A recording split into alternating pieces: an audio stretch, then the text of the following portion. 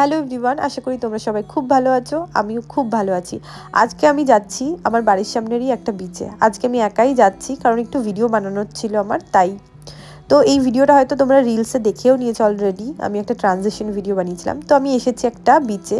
বিচটার নাম হচ্ছে আলখান বিচ। এটা শারজাতে। সানসেটটা হওয়ার একটু আগে আগেই আমি পৌঁছে গেছিলাম। খুব সুন্দর একটা সানসেট পেয়েছি এসেই।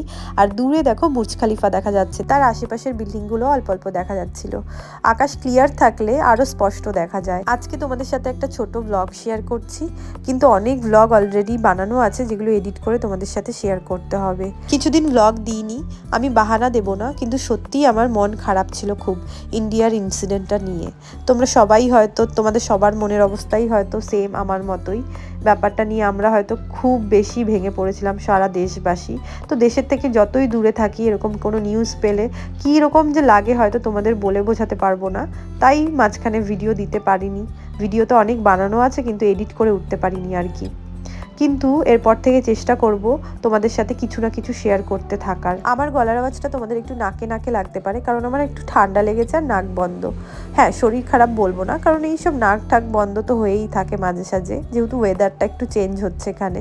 আর আমি অবেলায় স্নান করে নিয়েছিলাম দুদিন, তার জন্য ঠিক আছে, এটা মেনে নেওয়া যায়। আমি আর বলবো না আমার শরীর খারাপ, কারণ তোমরাও হয়তো শুনতে শুনতে টায়ার্ড হয়ে গেছো যে আমার এই মেয়েটার কত শরীর খারাপ থাকে। হ্যাঁ, 2024 থেকে আমার একটু বেশ শরীর খারাপই গেছে, 2024-এর মিডিল থেকে। তোমাদের পাহাড় পছন্দ না সমুদ্র? তোমরা যদি আমাকে জিজ্ঞাসা করো, আমি তো বলবো পাহাড়। কিন্তু সমুদ্র ভালো লাগে না এরকম তো না, নেচারের সব কিছুই আমাদের ভালো লাগে। ছোটবেলায় প্রথম আমি পাহাড় না সমুদ্রই দেখেছিলাম। হয়তো পাহাড় দেখেছিলাম ছোটবেলায় আমি প্রথম, কিন্তু তখন আমার অত জ্ঞান ছিল না। কিন্তু জ্ঞান হওয়ার পর চোখের সামনে থেকে সমুদ্রই প্রথম দেখেছিলাম। অনেক রিলস ভিডিও, তারপরে ভিডিও টিডিও বানিয়ে আমি ঠিক এই জায়গাটায় এসে চুপ করে বসেছিলাম আর দেখছিলাম সবাই কে কি করছে। সানসেট হয়ে গেছে, অনেকে চলে গেছে, অনেকে আছে। দূরে একজন জেটস্কি করছে এখনো দেখতে পারলে।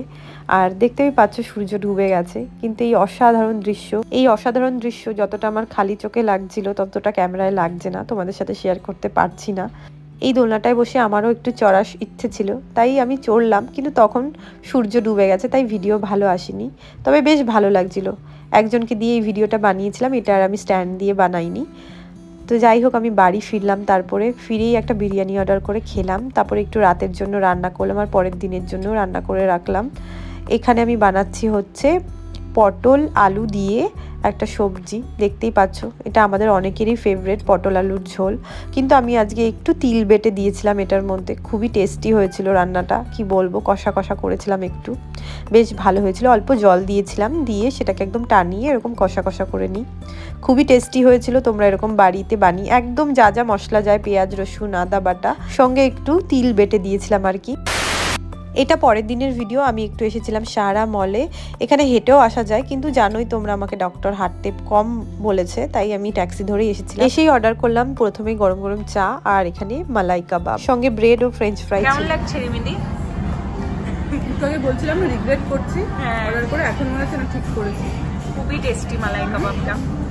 খাওয়া দাওয়া করে আমরা মলের ভিতর চলে এসেই আসি দ্য ফেস শপে।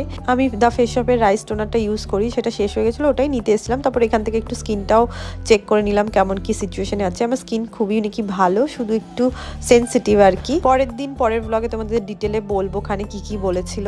আজকের ব্লগটা অনেক ছোট, তাই সবকিছু বলে উঠতে পারলাম না। অনেক মনের কথাও ছিল, সেগুলো তোমাদের সাথে নেক্সট ব্লগে শেয়ার করবো। আর এখান থেকে একটু শপিং করার জন্য আমাকে কিছু ফ্রি স্যাম্পেলও দিয়েছিল, আমাকে না, নাজদিনকেও দিয়েছিল।